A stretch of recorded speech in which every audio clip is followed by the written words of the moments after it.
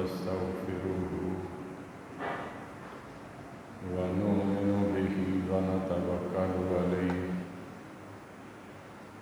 ونعوذ بالله من شرور أنفسنا ومن سيئات أعمالنا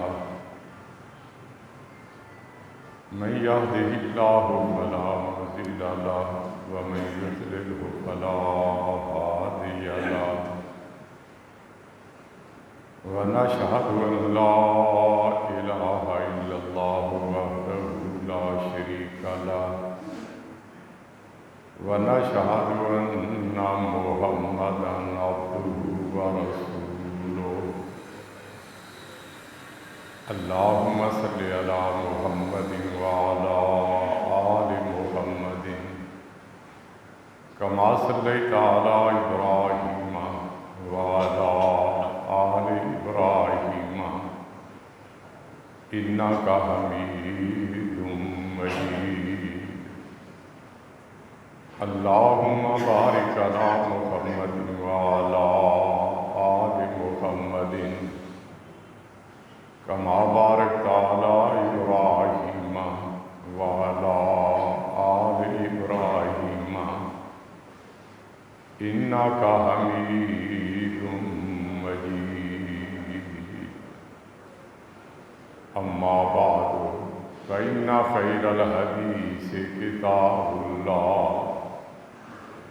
وخير الهدي هدي محمد صلى الله عليه وسلم وشر الأمور محدثاتها وكل محدثة بدعة وكل بدعة ضلالة وكل ضلالة في النار.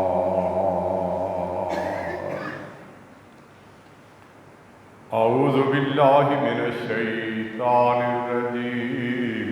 بسم الله الرحمن الرحيم. وإن كنتم في ريب مما نزلنا على عبدنا فأتوا بسورة من مثله وادعوا شهداءكم من دون الله إن كنتم صادقين فإن لم تفعلوا ولن تفعلوا فاتقوا النار التي وقودها الناس والحجارة أعدت للكافرين.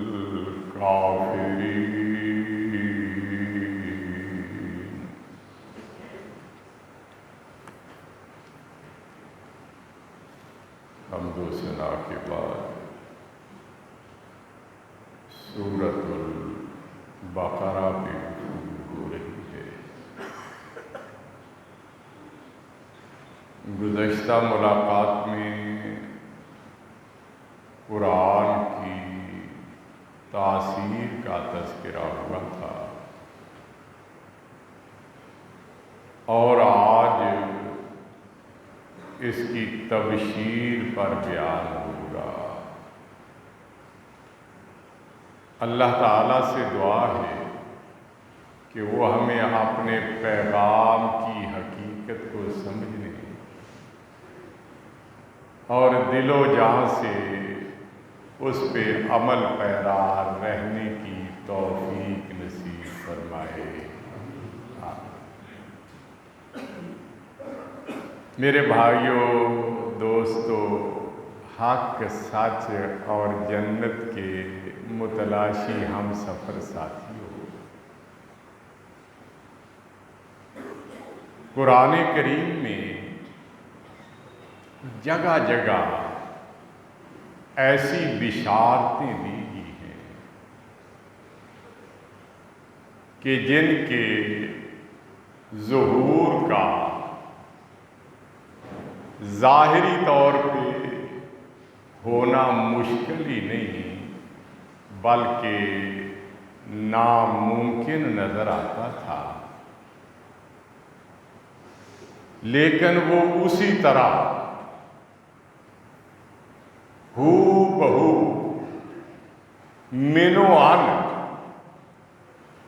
حرف بحرف پوری ہوئی ہے۔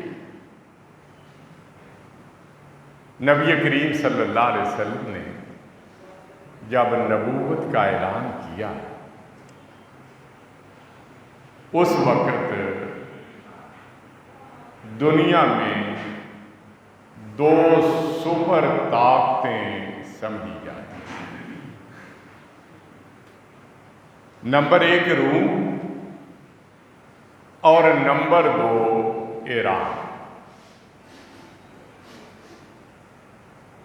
مسلمان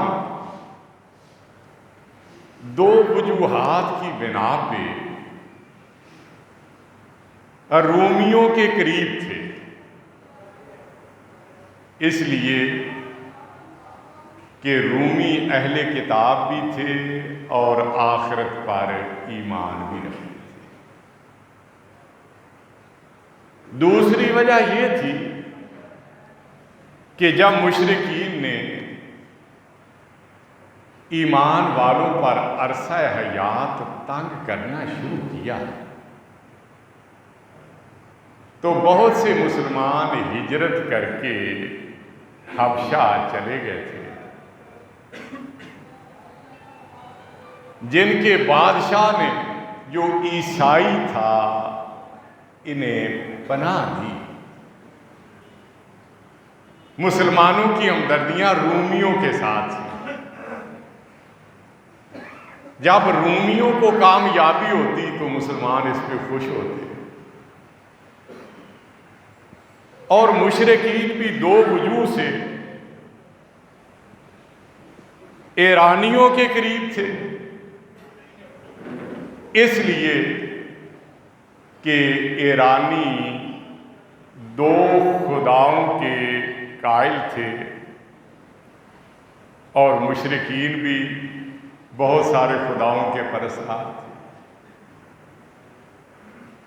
ایرانی آتش پرست تھے تو مشرکین بت پرست تھے۔ ایرانی بھی آخرت کا انکار کرتے تھے اور مشرکین بھی آخرت کا انکار کرتے تھے۔ ان کی ہمدردیاں ایرانیوں کے ساتھ تھیں۔ جب ایرانیوں کو کوئی کامیابی ملتی تو مشرکین اپنے آپ کو ان کی خوشی میں شریک سمجھتے۔ ان دونوں طاقتوں کی آپس میں گاہے بگاہے لڑائیاں بھی ہوتی ہیں، اور ان دنوں یہ دونوں طاقتیں مکہ مکرمہ کے قریب ترین عرب کا علاقہ ازروعات سے لے کے بصرہ تک، جن کی سرحدیں شام اور حجاز کے ساتھ ملتی تھیں، برسر پیکار تھے۔ لڑائی ہو رہی تھی۔ اس لڑائی میں ایرانیوں نے رومیوں کو شکست فاش دے دی اور اس خطے پہ اپنا پورا کنٹرول حاصل کر لیا۔ اس وجہ سے مشرکین کے حوصلے اور زیادہ بڑھ گئے اور وہ مسلمانوں کو دھمکیاں دینے لگے، جس طرح ایرانیوں نے رومیوں کا سر کچلا ہے نا، اسی طرح ہم بھی تمہارا سر کچلیں گے۔ جس طرح انہوں نے رومیوں کو اس علاقے سے بھگایا ہے، اسی طرح ہم بھی تمہیں اس علاقے سے بھگائیں گے۔ ایسے وقت میں جب ایرانیوں کا پوری طرح کنٹرول تھا اور رومی ہر اعتبار سے پسپا ہو چکے تھے، قرآن نے یہ بشارت دی کہ رومیوں کی یہ پسپائی دائمی نہیں ہے، تھوڑی دیر کے لیے ہے، اور کچھ ہی عرصے کے بعد رومی فتح یاب ہوں گے اور ایرانی شکست کھا جائیں گے، یہ بشارت ان الفاظ میں دی گی، الف لام میم غلبت الروم فی ادنی الارض وهم من بعد غلبهم سیغلبون فی بضع سنین للہ الامر من قبل ومن بعد ویومئذ یفرح المؤمنین بنصر اللہ ینصر من یشاء وہو العزیز الرحیم۔ الف لام رومی مغلوب ہو گئے، سب سے قریب زمین میں،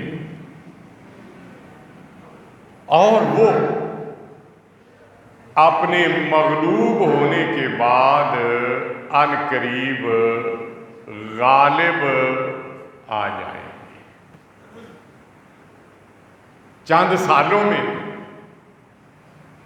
معاملے کا اختیار پہلے بھی اللہ ہی کے ہاتھ میں تھا اور بعد میں بھی اسی کے ہاتھ میں ہے، اور اس دن ایمان والے بھی بڑی خوشی سے دوچار ہوں گے۔ یہ فتح اللہ کی مدد کے ساتھ ہوگی، وہ جس کی چاہتا ہے مدد فرماتا ہے، وہ غالب اور رحم کرنے والا ہے۔ مشرکین اکٹھے ہو کے ابو بکر صدیق رضی اللہ عنہ کے پاس گئے، کیونکہ نبی کریم صلی اللہ علیہ وسلم کے رفقاء میں سب سے زیادہ اہم سمجھی جانے والی ہستی یہی تھی، اور ان کو دھمکیاں دینے لگے کہ جس طرح ایرانیوں نے اس خطہ عرب سے رومیوں کو نکالا ہے، اسی طرح ہم بھی تمہیں نکال دیں گے۔ تو حضرت ابو بکر صدیق رضی اللہ عنہ نے کہا کہ زیادہ خوش ہونے کی ضرورت نہیں، یہ فتح زیادہ دیر نہیں رہے گی، یہ شکست میں تبدیل ہو جائے گی، کیونکہ ابو بکر ایمان والے تھے، اور ایمان والوں کو پہلا سبق کیا پڑھایا گیا؟ الف لام میم ذالک الکتاب لا ریب فیہ، اس کتاب میں ریب نہیں، شک نہیں، شبہ نہیں۔ اس وجہ سے ایمان والا آنکھوں دیکھی ہوئی چیز کو، کانوں سنی ہوئی بات کو تو جھٹلا سکتا ہے، لیکن قرآن کے کہے ہوئے پہ شک نہیں کر سکتا۔ اسے یقین ہوتا ہے جو قرآن نے کہا ہے یہ من و عن ہو بہو حرف بحرف اسی طرح ہو کے ہی رہے گا۔ اللہ ہمیں بھی ایسا ایمان نصیب فرمائے۔ بظاہر شکست کے بعد رومیوں کا فتح سے ہمکنار ہونا مشکل ہی نہیں بلکہ ناممکن ہے، لیکن قرآن نے کہہ دیا کہ یہ ہو کے رہے گا، اور اس کے ساتھ ہی ایک اور بشارت بھی دے دی کہ اسی دن ایمان والے بھی بہت بڑی خوشی سے ہمکنار ہوں گے۔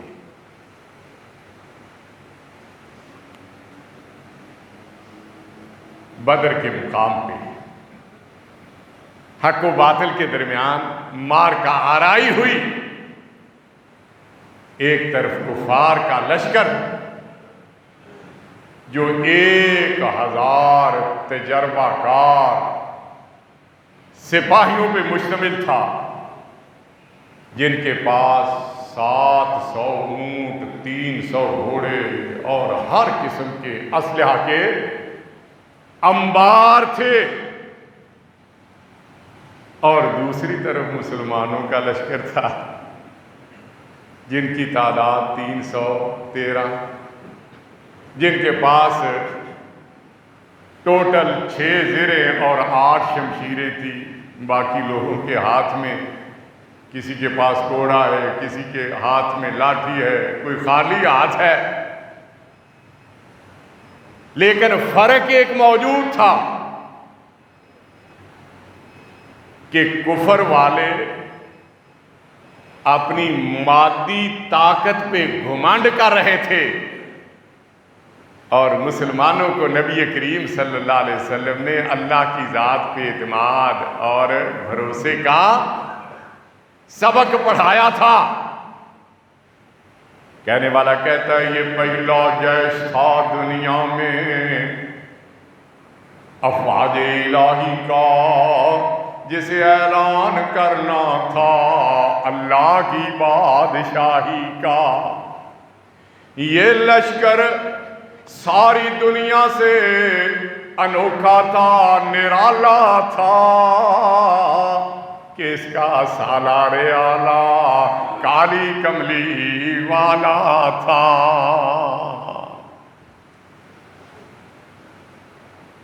ایک طرف رقاصائیں رقص کر رہی ہیں، جام پہ جام لڑکائے جا رہے ہیں،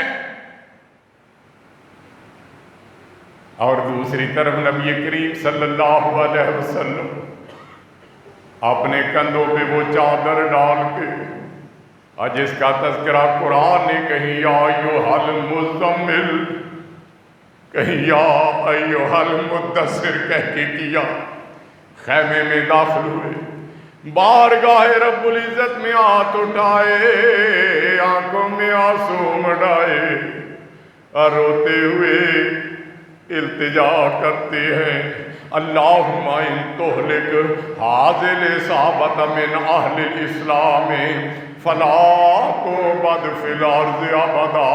اللہ یہ مٹھی پر جانسار جو آپ کے بندے ہیں، میں آپ کے کہنے پہ یہاں لے آیا ہوں، اگر یہ آج ہلاک ہو گئے تو زمین پہ آپ کا نام کون لے گا؟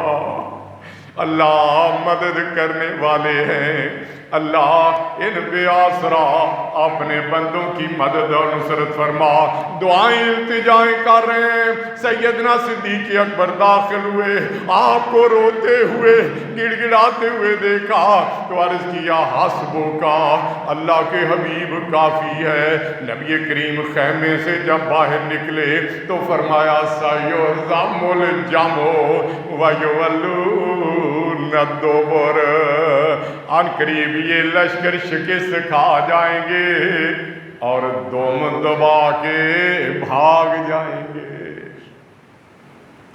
بس آپ کی زبان سے یہ سننا تھا جیسے جانساروں کے جسموں میں بجلیاں کوندنے لگیں اور وہ بھوکے شیروں کی طرح ان پہ ٹوٹ پڑے۔ دیکھتے ہی دیکھتے کفار کے 70 سوربا جہنم رسید کر دیے گئے، اتنے قیدی بنا لیے گئے اور باقی میدان چھوڑ کے بھاگ گئے۔ جیسے ہی مسلمانوں کو بدر میں فتح نصیب ہوئی، یہ خبر بھی آ گئی کہ رومیوں نے ایران کو شکست سے ہمکنار کر دیا ہے۔ قرآن نے جو کہا وہ حرف بحرف ثابت ہوا، وہاں بھی بظاہر رومیوں کی کامیابی کا امکان کوئی نہیں تھا اور یہاں بھی امکان کوئی نہیں تھا، لیکن قرآن نے کہہ دیا وہ بھی کامیاب ہوں گے اور یہ بھی کامیابی سے ہمکنار ہوں گے، اور ساتھ ہی بتا دیا بے نصر اللہ ینصر من یشاء وہو العزیز الرحیم۔ یہ کامیابی اللہ کی مدد اور نصرت سے حاصل ہوئی۔ اب وہ جس کی چاہتا ہے مدد اور نصرت فرماتا ہے، اب وہ غالب اور رحم کرنے والا ہے۔ اللہ آج بھی فلسطین میں آپ کے بندے مظلوم ہیں، مجبور ہے اللہ، ان پہ ظلم و ستم ہو رہا ہے، بے سہارا اور بے آسرا ہے اللہ، ان کی بھی مدد اور نصرت فرما اللہ۔ جس طرح بدر میں آپ نے اہل ایمان کو فتح عطا کی تھی اللہ، فلسطینیوں کو بھی کامیابی سے ہمکنار فرما دے۔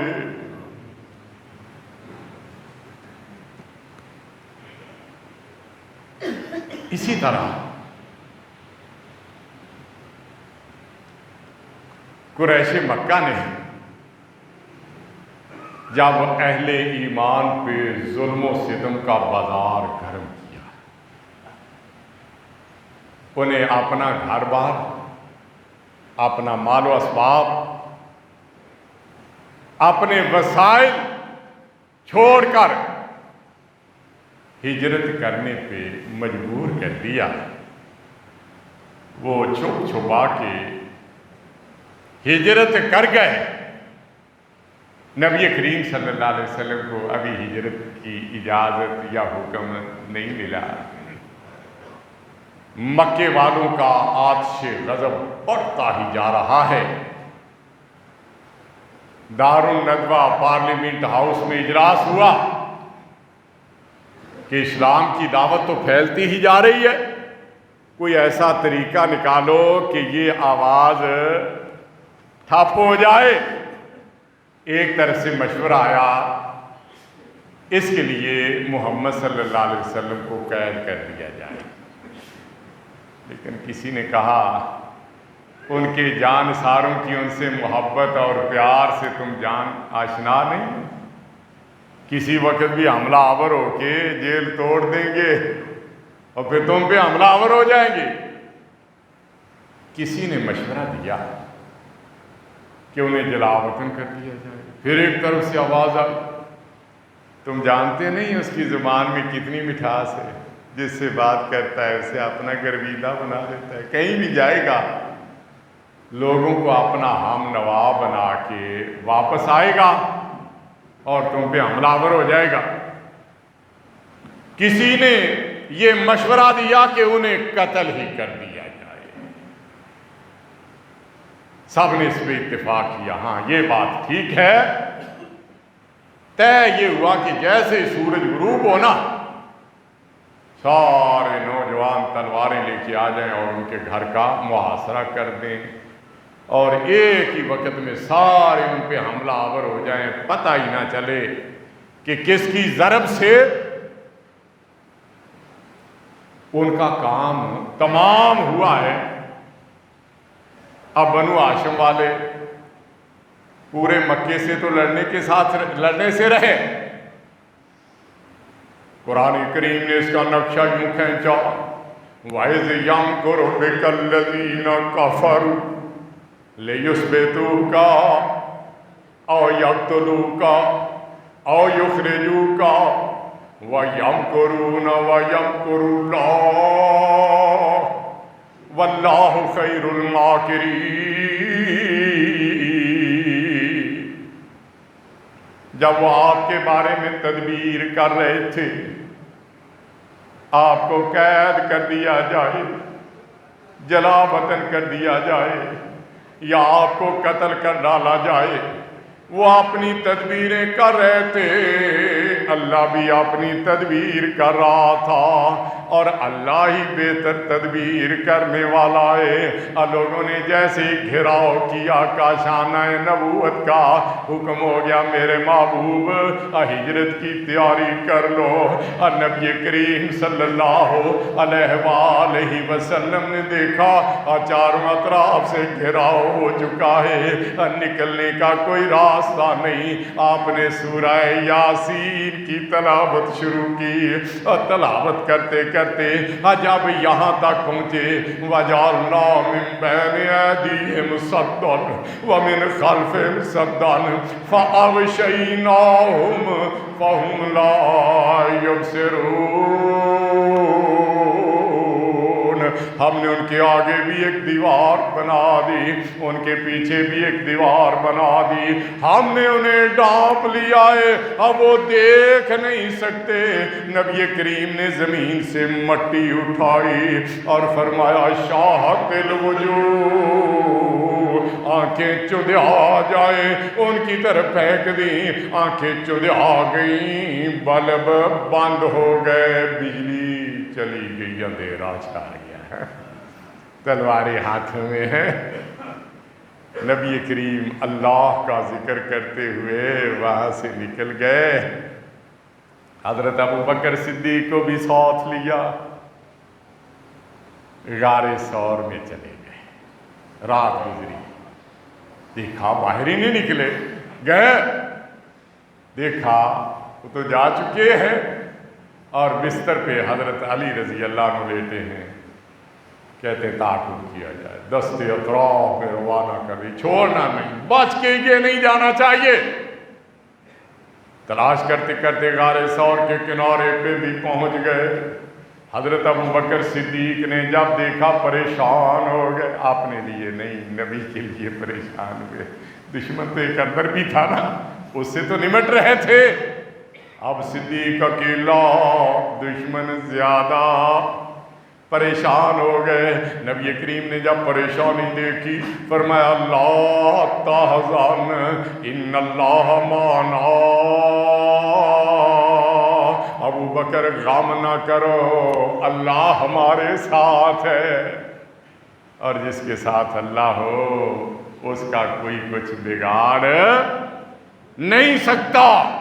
3 دنوں کے بعد غار ثور سے نکلے، مدینہ منورہ کی طرف روانہ ہوئے، بار بار واپس مکے کی طرف پلٹ کے دیکھ رہے ہیں، کیونکہ یہی تو وہ جگہ ہے جہاں آپ کا بچپن گزرا، جہاں جوانی گزری، جہاں شب و روز گزرے۔ بچپن کی یادیں بڑی گہری ہوتی ہے، کبھی دل سے محو ہونے کا نام نہیں لیتی، آبائی وطن ہے، لیکن اس سے زیادہ یہاں اللہ کا وہ گھر بھی ہے جو تجلیات کا مرکز ہے، انوار کا محبت ہے، اہل ایمان کے دلوں کی دھڑکن ہے، جس میں ایک نماز پڑھنے سے 1,00,000 نمازوں کا ثواب ملتا ہے، اور جس کے بارے میں خلیل اللہ نے دعا کی تھی فاجعل افئدۃ من الناس تہوی الیہم، پروردگار لوگوں کے دلوں کو اس کی طرف مائل کر دے، مشرق و مغرب، شمال و جنوب، عرب و عجم کے بسنے والے اہل ایمان میں سے جس نے دیکھا نہیں اب اسے دیکھنے کے لیے ترستا ہے، جو ایک بار دیکھ لیتا ہے بار بار دیکھنے کے لیے تڑپتا ہے۔ یاد آ رہا ہے بیت اللہ کو چھوڑ کے جا رہا ہوں، اب بیت اللہ کا طواف کب کروں گا، حجر اسود کو بوسہ کب دوں گا، حتیم پہ مقام ابراہیم پہ نوافل کب پڑھوں گا، صفا مروہ کے درمیان سعی کب کروں گا، اب میری تحلیل و تکسیر کب ہوگی، یہ یادیں ہیں، اور اوپر سے خوف بھی ہے کہیں دشمن تعاقب کرتے ہوئے نہ آ جائے۔ ایسے حالات میں جا رہے تھے، ایسے کٹھن اور مشکل حالات میں، اور قرآن نے اپنے حبیب کو ایک بشارت سنائی، ان الذی فرض علیک القرآن لرادک الی قل ربی اعلم من جاء بالہدی ومن هو فی ضلال مبین۔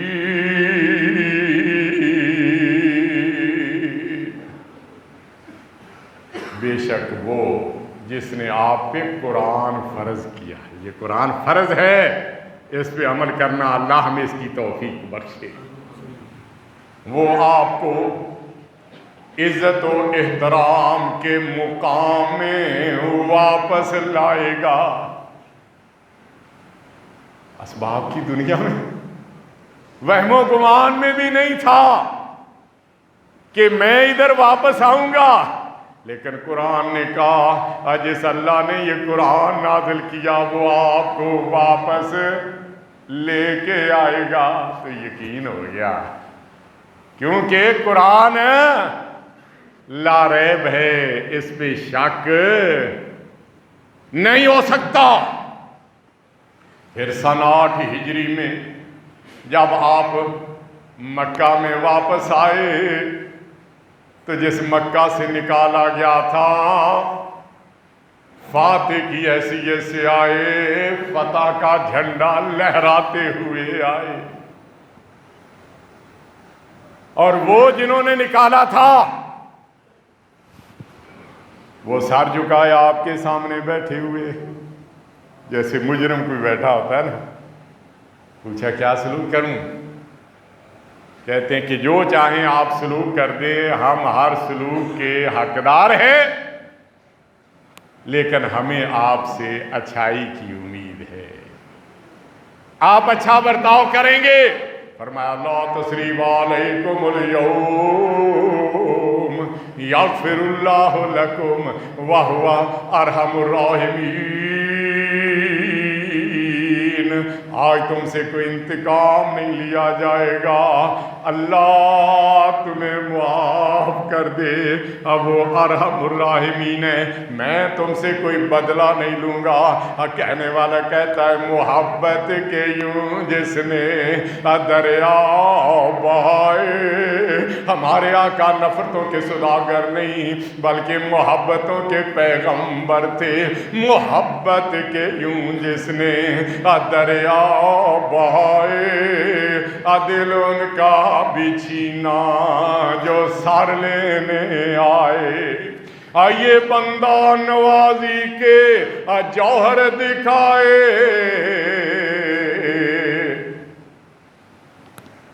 خود کھائے جاؤ اور جواہر لٹائے، خوشی اپنی غیروں کے غم میں بھلا دی، دیا درد جس نے اسے بھی دعا دی۔ نکالا جا، جان کے لالے پڑے ہوئے ہیں، دشمن کے دستے تعاقب میں نکلے ہوئے ہیں، لیکن قرآن نے خوشخبری دی، آپ عزت اور احترام کے مقام پہ واپس آئیں گے۔ کون لائے گا؟ اور جس نے قرآن اتارا ہے وہی واپس لائے گا۔ آپ اعلان کر دیں کہ میرا رب اسے جانتا ہے جو ہدایت لے کے آیا، اور اسے بھی جانتا ہے جو کھلی گمراہی میں ہے، اس سے کچھ اوجھل نہیں۔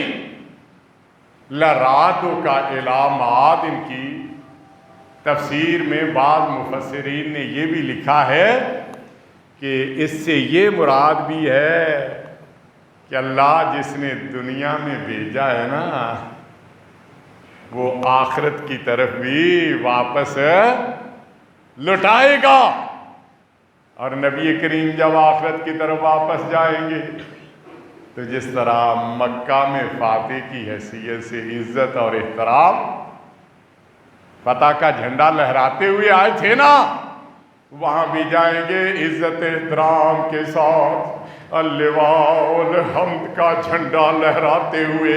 فرمایا انا سید ولد آدم ولا فخر، قیامت والے دن میں اولاد آدم کا سردار ہوں گا۔ یہ فخر کی بات نہیں بلکہ حقیقت کا اظہار ہے۔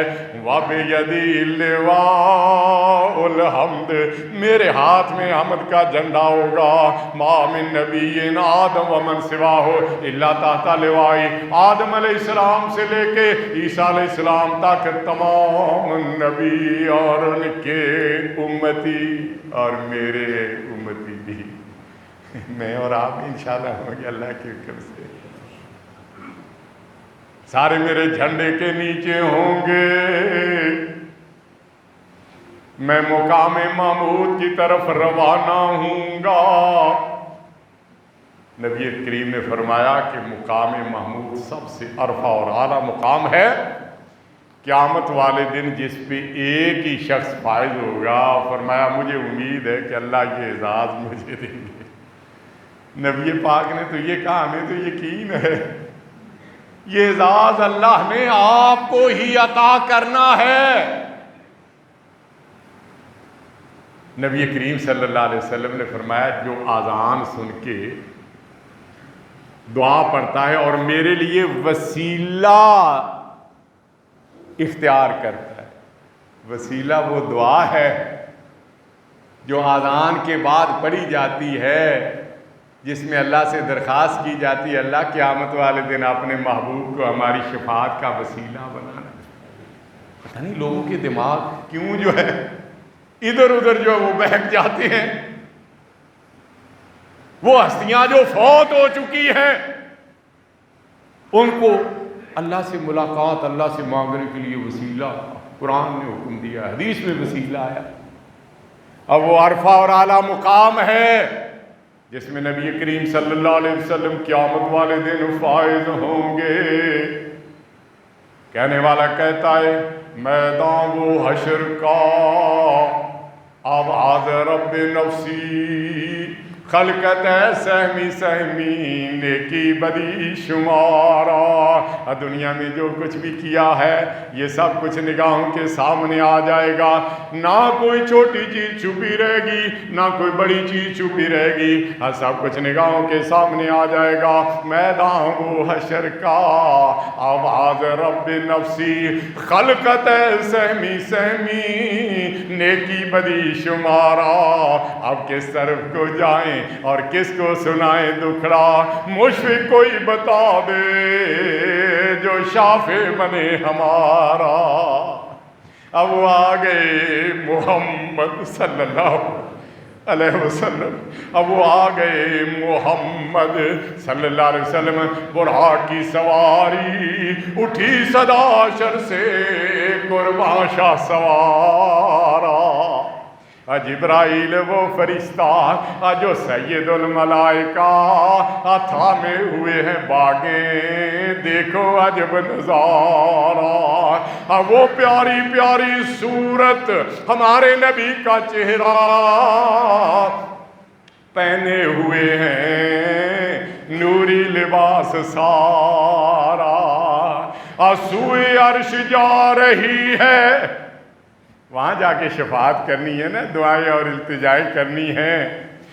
سوئے عرش جا رہی ہے ہمارے نبی کی سواری، اب کریں گے شفاعت کہ بخش دے غفارا۔ میرے بھائیوں، میرے دوستوں، بڑے گنہگار ہیں، خطا کار ہیں، سیاہکار ہیں، لیکن یہ امید رکھتے ہیں جس دن نبی کریم شفاعت کریں گے اور اللہ اپنی رحمت کو استعمال کریں گے تو کام بن جائے گا ہمارا بھی۔ مایوس ہونے کی بالکل امید نہیں ہے، تیاری ضرور رکھنی چاہیے لیکن اللہ کی رحمت سے مایوس نہیں ہونا۔ نبی کریم صلی اللہ علیہ وسلم شفاعت کریں گے، اللہ بخشش کی راہ ہموار کر دے گا۔ تو اللہ تعالیٰ نے معاد کی طرف قرآن میں لوٹانے کی آپ کو خوشخبری سنائی۔ یہ معاد کی طرف لوٹنا، مکہ مکرمہ کی طرف لوٹنا بھی ہے اور میدان حشر کی طرف لوٹنا بھی ہے۔ انسان جتنا بھی بڑا کیوں نہ ہو نا، اس سے خطا ہو جاتی ہے۔ پوری کائنات میں نبیوں کے بعد افضل البشر حضرت ابو بکر صدیق رضی اللہ عنہ۔ رومیوں کے بارے میں جب اللہ تعالیٰ نے خوشخبری نازل کی نا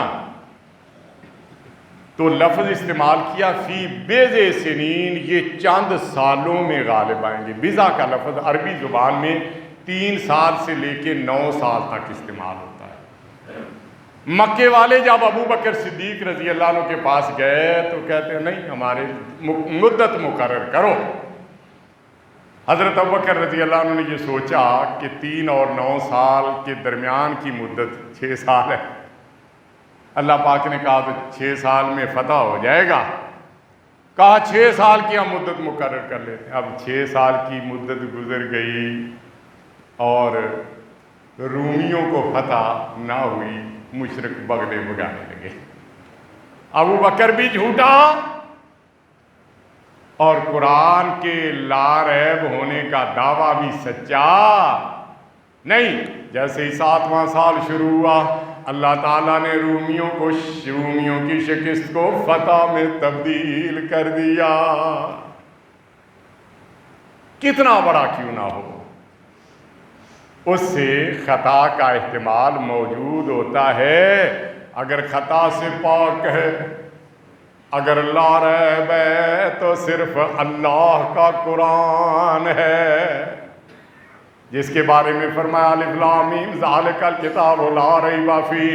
اسی طرح اگر لا ریب ہے تو نبی کا صحیح فرمان ہے، جس کے بارے میں فرمایا وما ینطق عن الہوی ان ہوا الا وحی یوحی۔ میرے نبی اپنی مرضی سے نہیں بولتے، اب وہ جو کہتے ہیں وہ وہی ہوتی ہے جو ان پہ نازل کی جاتی ہے۔ لا ریب اللہ کا قرآن ہے، لا ریب نبی کریم کا صحیح فرمان ہے، اور انہی چیزوں پہ عمل کرنے کا مسلمانوں کو حکم دیا گیا۔ نبی کریم کو بھی انہی کی تعلیم کے لیے بھیجا گیا۔ وَيُعَلِّمُهُمُ الْكِتَابَ وَالْحِکْمَةَ۔ نبی اس لیے آئے تاکہ لوگوں کو اللہ کی کتاب سکھائیں اور اپنی حکمت بھری باتیں بھی بتائیں۔ اسی طرح نبی کریم نے فرمایا الا وانی اوتیت القرآن ومثلہ معہ۔ ایمان والو، جس طرح مجھے قرآن دیا گیا اسی طرح مجھے اس کی مثل بھی دی گئی۔ قرآن اللہ کا پیغام، نبی اللہ کے پیغمبر، قرآن حکم دیتا رہا، نبی وہ حکم پہ عمل کا طریقہ بتاتے رہے۔ قرآن اور حدیث دونوں لازم ملزوم ہیں، ہر مسلمان کو لا ریب سمجھتے ہوئے ان پہ عمل کرنا چاہیے، باقی کتنا بھی بڑا آدمی کیوں نہ ہو اس سے خطا ہو سکتی۔ کون ہے امت میں جو حضرت ابو بکر صدیق سے بڑا ہو؟ اجتہادی بات ان سے بھی ہو گئی تو باقیوں سے بھی ہو سکتی ہے۔ خطا سے پاک ہے تو اللہ کا قرآن ہے، نبی کا فرمان ہے۔ اللہ قرآن میں حکم دیتے ہیں، نبی اپنے فرمان کے ذریعے اس پہ عمل کا راستہ بتاتے ہیں۔ قرآن کہتا ہے نماز پڑھو، کس طرح پڑھنی ہے؟ کہاں لکھا ہوا قرآن میں؟ یہ حدیث ہی نہیں تو بتایا۔ قرآن کہتا ہے روزے رکھو، کیا کیا روزوں کے تقاضے ہیں اور کس طرح ان تقاضوں کو پورا کرنا ہے؟ قرآن میں کہاں لکھا ہوا ہے؟ یہ سارا حدیث ہی نہیں تو بتایا۔ قرآن کہتا ہے زکوٰۃ دو، کب دینی ہے، کس مقدار میں دینی ہے؟ قرآن میں تو کہیں نہیں لکھا، یہ سارا حدیث نے بتایا۔ قرآن کہتا ہے حج عمرہ کرو، کس طرح کرنا ہے؟ قرآن میں کہیں نہیں لکھا، حدیث میں لکھا ہے۔ قرآن کہتا ہے ذکر و اذکار کرو، کس طرح کرنے ہیں؟ قرآن میں لکھا ہوا نہیں، حدیث نے یہ بیان کیا۔ قرآن کہتا ہے درود و سلام پڑھو، کس طرح پڑھنا ہے؟ قرآن میں تو کہیں نہیں، حدیث میں یہ سب کچھ بتایا گیا۔ نبی کریم پوری زندگی لوگوں کو جہاں قرآن کی تعلیم دیتے رہے وہاں حدیث کی تعلیم بھی دیتے رہے۔ حجۃ الوداع کے موقع پہ بھی آپ نے یہی فرمایا تھا ترکت فیکم امرین لن تضلوا ما تمسکتم بہما کتاب اللہ و سنت رسولہ۔ میں دو چیزیں چھوڑ کے جا رہا ہوں، جب تک انہیں مضبوطی سے تھامے رکھو گے ہرگز گمراہ نہیں ہوگے۔ کہ اللہ کی کتاب اور دوسری اس کے نبی کی سنت اور حدیث، یہ لا ریب ہے۔ قرآن بھی لا ریب ہے، نبی کی صحیح حدیث بھی، جس پہ شک شبے کی گنجائش کوئی نہیں، جس کی نبی کریم نے تعلیم دی، جس پہ عمل پیرا ہونے کی امت کو تلقین فرمائی، اور یہی وہ صراط مستقیم ہے جس پہ چلتے ہوئے انسان جنت تک پہنچ سکتا ہے۔ نبی کریم نے فرمایا کل امتی یدخلون الجنہ الا من ابا، قیل من یابی یا رسول اللہ صلی اللہ علیہ وسلم، قال من اطاعنی دخل الجنہ ومن عصانی فقد ابا۔ میری امت کے سارے لوگ جنت میں جائیں گے، مگر جس نے جنت میں جانے سے انکار کیا، عرض کیا گیا اللہ کے محبوب جنت میں جانے سے انکار کون کر سکتا ہے؟ فرمایا من اطاعنی، جس نے میری اطاعت کی، میرے کہے کو مانا، میرے پہ نازل ہونے والے قرآن کو لا ریب سمجھا، میری سچی حدیث پہ عمل پیرا رہا، من اطاعنی داخل الجنہ، جس نے میری اطاعت کی وہ جنت میں جائے گا، ومن عصانی، جس نے اس میں کوتاہی برتی اس نے جنت میں جانے سے انکار کر دیا۔ باقی آئندہ بیان ہوگا۔ وآخر دعوانا الحمدللہ رب العالمین۔